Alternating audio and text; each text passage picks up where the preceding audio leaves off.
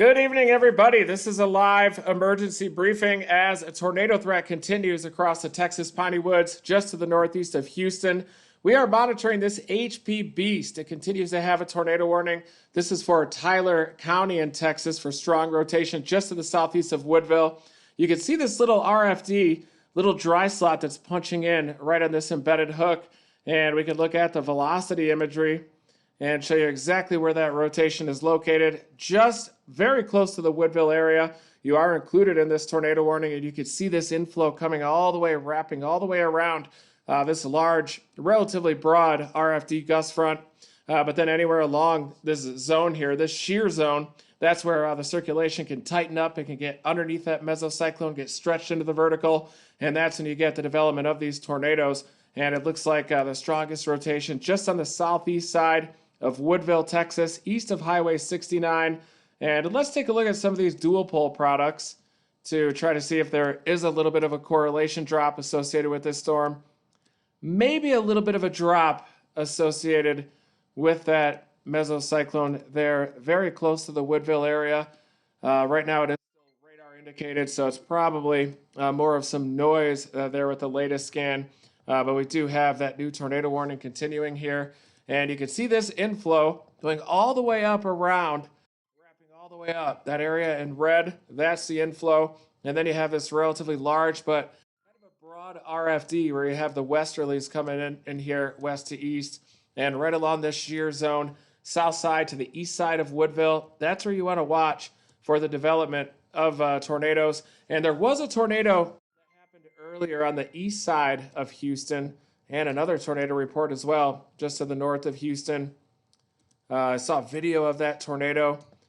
Looked like a relatively brief, but definitely a stout tornado. The motion in it was certainly quite substantial. So let's take a look now at the environment, and we'll take a look at the tornado watch as well that this storm is embedded within. And there also is a marginal risk tomorrow across a large swath of the Mid-South. Right now it is a marginal risk, but I do think that there is a decent chance that that could be upgraded to a slight risk. And in fact, I might even have to get out there and chase it. Right now I am in Colorado, checking my mail as well, but do need to get back into the pocket down there, down into the Mid-South. And this tornado watch continues until 4Z across the Texas Piney Woods. Here you could see that tornado watch. 4Z being about 9 p.m. Central Standard Time. Actually, 10 p.m. is when that's in effect until 6Z being about 1 a.m. Central Daylight Time, midnight Central Standard Time. So there you can see that tornado watch. And let's take a look at the environment right now, and I'll show you why that tornado watch continues through the evening hours. This is the RAP meso analysis that we are observing. Look at all these moist southeasterlies coming down into the coastal plain of Texas, streaming up into the Texas Piney Woods.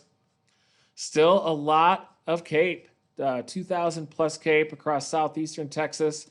Also some pretty decent wind shear as well. We're starting to get some more substantial storm relative helicities, but you can certainly see that surface-based instability, south-southeast surface winds. And this HP Beast is embedded right on the east side of that instability axis, so right on that eastern gradient of that surface-based instability, and there likely is even some more southeasterly winds located right along that gradient. And looking at the effective storm relative helicity, you can see how that 0 to 1 kilometer shear increases on that east side of the gradient as you get just a little bit more of a southeasterly surface wind, 3 to 400, 0 to 1 kilometer shear. Realistically, you're probably looking at about 200 to 250, 0 to 1 kilometer shear, and likely these values off to the north are a little bit inflated by some decoupling of that boundary layer, a little bit more of some stable air located there at the low levels. So let's now forecast a 0 to 1 kilometer shear through 4Z. So there you can see it through the end of this tornado watch. Definitely some surface-based instability, storm relative helicity. RAP model definitely has a good handle on that HP storm there over the Texas Piney Woods, eventually getting a little bit closer to the Sabine River. And then eventually those storms lift to the northeast of that instability, become elevated, no longer surface-based. But a little bit closer to the midnight hour, a reinvigoration of those storms is expected back near Houston and locations off to the north.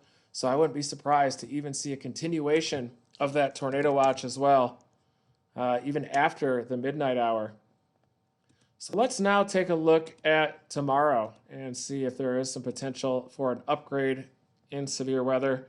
This will be for the Mid-South. Of course, I can log in to my account here, my Pivotal Weather account. Looking at the HRRR model, regional view, bringing on down to the Mid-South. Very active Mid-South in December. Over 200 tornadoes have been confirmed. Record-breaking December for tornadoes. Second place, 97 tornadoes, the second most ever during a month of December. So this December 2021 broke the record, broke that record of 97 tornadoes with over 200. And it looks like this active pattern is certainly continuing. So this is the initialization tonight, and you can still see it is relatively dry over the Mid-South as of this evening. But then we'll go to 21Z tomorrow, and look at that moisture surge up here into central southern Mississippi, southeastern Louisiana, central southern Alabama as well. Dew points definitely rebound into the upper 60s. We've been talking about this entire winter season about this big reservoir of big-time dew points down here in the Gulf of Mexico, just sitting down there. Gulf of Mexico is anomalously warm, certainly, and that's helping to contribute to these big-time dew points here. You couple this with a cold PDO, year 2 La Nina in the Pacific Ocean, a very energized, consolidated polar front jet stream. Those systems diving south through the west coast, sometimes even interfacing with a closed low off of Baja and then ejecting that across the Mid-South. That's really been the main mechanism for these outbreaks so far. And last I heard on December 15, even over the Corn Belt, Iowa, eastern Nebraska, 117 tornadoes have been confirmed from that December 15 outbreak. That was that derecho event with embedded circulations within that arc of convection lifting through central and eastern Nebraska and into Iowa. So this setup does look quite favorable in terms of dew points. Dew points are not going to be an issue as they eject. And it does look like decent wind shear, southwesterly 1 kilometer winds at about 40 knots here. Central southern Mississippi, central and southern Alabama, even that low-level jet axis spreading across northern Georgia, eventually into upstate South Carolina as well. That low-level jet, those 1 kilometer winds, that's what drives that low-level wind shear that we talk about so often. This is your 0 to 1 kilometer storm relative helicity. Basically, the yellow is about 200 plus. Definitely does look like a greater storm relative helicity as you lift off to the northeast. Wind shear decreasing with time as you go off to the southwest, central southern Mississippi, back into eastern Louisiana. And your 0 to 1 kilometer EHI shows you where the surface-based instability is co-located with that low-level wind shear, and it is maximized here across central Alabama. That's that nose of the instability. That's about 3 p.m. Central Standard Time. Let's see how this instability axis evolves through about 6 p.m. in the evening. Likely going to have some renegade storms here, southeastern Alabama, a line as well, pushing off to the southeast. And then in the overnight hours, that instability gets pinched off across southwestern Georgia there. But still, you have that surface-based instability. This is a 0 to 1 kilometer energy helicity index, a composite index that combines that surface-based instability with the 0 to 1 kilometer shear. And it does look like tomorrow evening that wind shear compresses down into the Florida Panhandle, but still could get some tornado potential even through tomorrow evening. And I wouldn't be surprised to even see an outbreak of tornadoes, realizing that an outbreak of tornadoes is just 6 tornadoes or greater over a given region. Wouldn't be surprised if this is upgraded to a slight risk, but I think it's going to be a low-end tornado event. You do have this squall line that's going to be evolving along the front. And if there is any tornado potential, it'll likely be with these renegade storms that are able to develop just ahead of the front into central Alabama. Looks like some relatively mature supercells that could develop southeastern Mississippi up through central Alabama, right along and ahead of that convective line.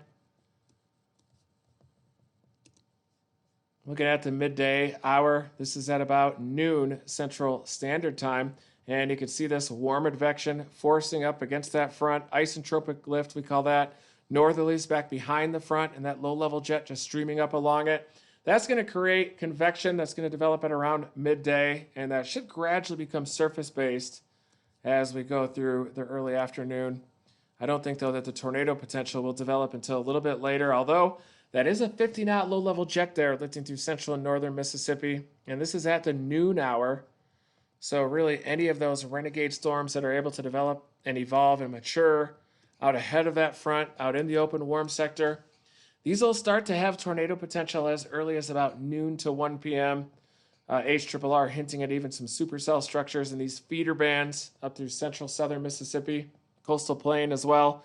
Pretty messy, though, along that front with those northerlies back behind it, more of an isentropic lift event. But the HRRR is showing some embedded supercell storms here across central Mississippi, including along that I-20 corridor to the west of Jackson out toward Vicksburg as well. A couple of these evolving about noon hour to about 2 p.m. in the afternoon. These certainly could have some tornado potential as well. Just picking a bit of a forecast sounding here. And let me take my head away from this and show you how these photographs look as early as about noon to 1 p.m. This is a pretty favorable photograph for tornado potential, even with that southwesterly surface wind at about 10 knots, increasing up to your mid-levels, west-southwesterly at about 45 knots at 500. Some directional shear in there, plenty of speed shear as well, certainly apparent, and that contributes to a very favorable photograph. Southwesterly surface wind at about 10 knots, increasing to nearly 40 knots at 1 kilometer. And these big curved photographs like this are quite favorable for tornado potential. Near due easterly storm motion at about 30 to 35 knots, definitely manageable. Quite a bit of surface-based instability, 70 over 66. Hint of an elevated mix layer as well.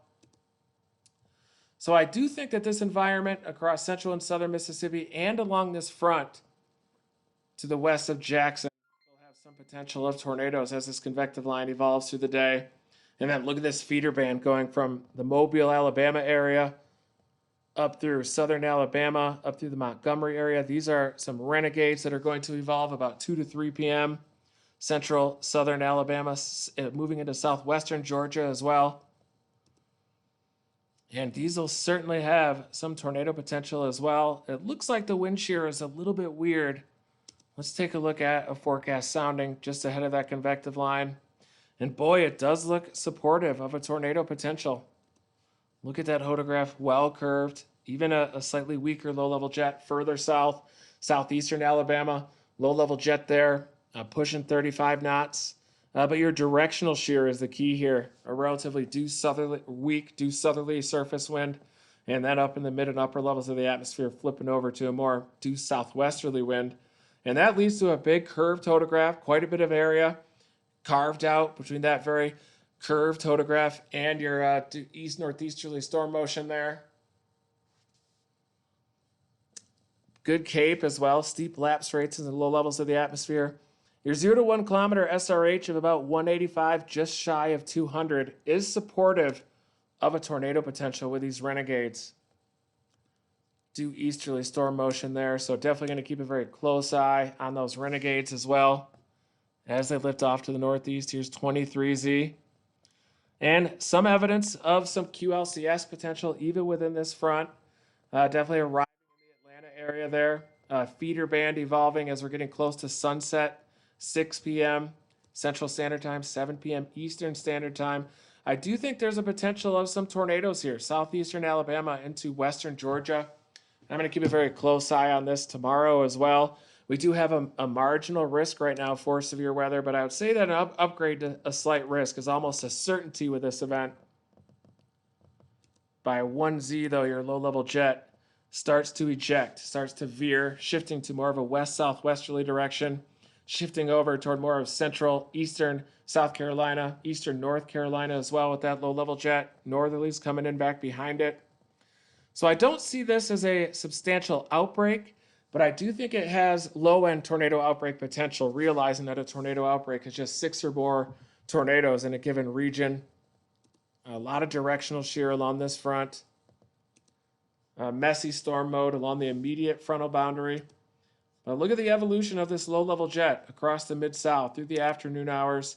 timed right during peak heating as well, that southwesterly low-level jet, pushing up towards 0Z, and a lot of directional shear as well, going back on toward the surface.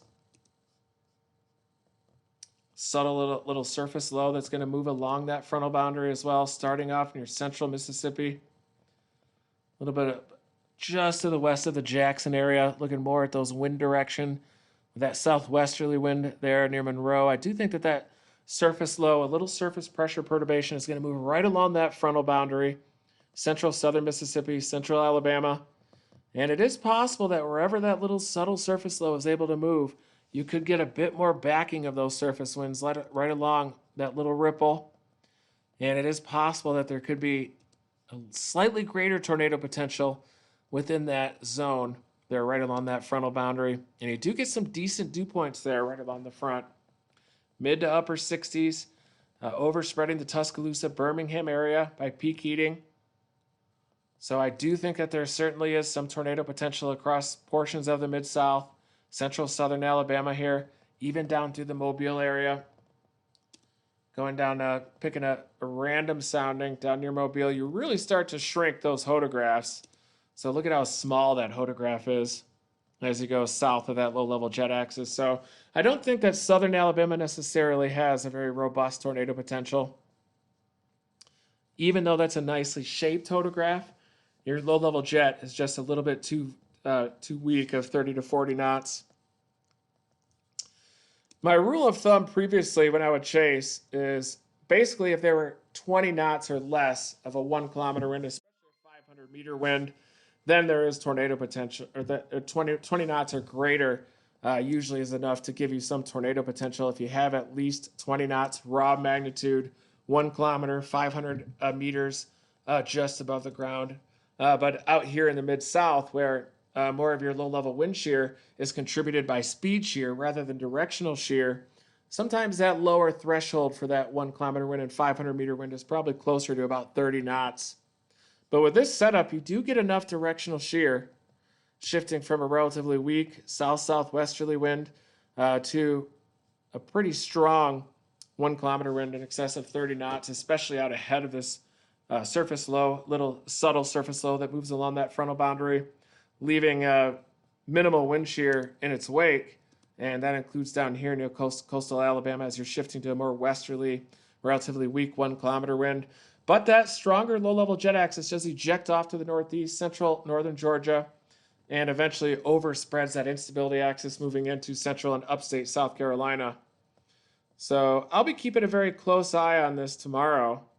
Let's take a really quick compare 3 kilometer NAM with the HRRR, and a 3 kilometer NAM even has a stronger low-level jet, at least at 12Z. See at 18Z what it has. Looks like a similar shape to that low-level jet as the HRRR model along that frontal boundary. There's your 3 kilometer NAM. And there's your HRRR. So the 3 kilometer NAM even has slightly stronger winds at 850. And let's see how these evolve with time, going to 3 p.m. Boy, look at that. Ejecting that wind shear more rapidly across northern Alabama by 3 p.m. Central Standard Time. Let's compare that again to the HRRR. Still a little bit stronger, but roughly the same shape to that low-level jet axis. But it is a little bit stronger here in the 3 kilometer NAM, which likely means there's going to be even a little bit greater wind shear. Let's look at the 0 to 1 kilometer EHI. And boy, look at that. 3 kilometer NAM seems to pinch off that instability southwest of the Birmingham, Tuscaloosa area. But the HRRR ejects that wind shear further to the northeast. 3 kilometer NAM likely has a bit of a cold bias with that. A cold, dry bias to the northeast of that instability axis. But that is a failure mode, certainly, for this severe weather event, at least for the Tuscaloosa, Birmingham area, is will that instability be pinched off to the southwest of that shear as it ejects off to the northeast. HRRR is more bullish with that moisture, reaching up through central Alabama, even up into southwestern Georgia. I tend to believe this solution a little bit more. And I think as we go through the evening and especially into tomorrow morning, if we see a little bit of a hedging toward the HRRR with that instability axis, which is likely going to happen, then I do think that you're going to get that severe weather threat moving into the Tuscaloosa, Birmingham area. Not surprisingly, though, the 3-kilometer NAM is a lot less aggressive with a convection and those prefrontal confluence lines. But as you remember, throughout this December and throughout this winter, if anything, these models are underdoing the coverage of convection during these wintertime outbreaks. So I do tend to side strongly with the HRRR model, at least during the winter months. And this is the 3-kilometer NAM showing you those prefrontal confluence bands there. And look at that. This is the HRRR. Definitely way more aggressive with these prefrontal confluence lines and convecting those prefrontal confluence lines out ahead of the main frontal boundary there. And QLCS potential with embedded tornadoes should shift into northern Alabama with time because that wind shear also shifts off to the northeast, northern Alabama, maybe even southeastern Tennessee, out near the Chattanooga area, even has some potential for a QLCS circulation or two, and across northern Georgia there, northwestern Georgia, with that convective line, extending all the way back into southern Louisiana. So that is tomorrow. And really quick, just to give you an update on our HP Beast that used to have a tornado warning that has been replaced with a severe thunderstorm warning. Flash flood warning here includes Woodville in its wake. And you have a very broad area of rotation there, just a convergence area within that HP supercell.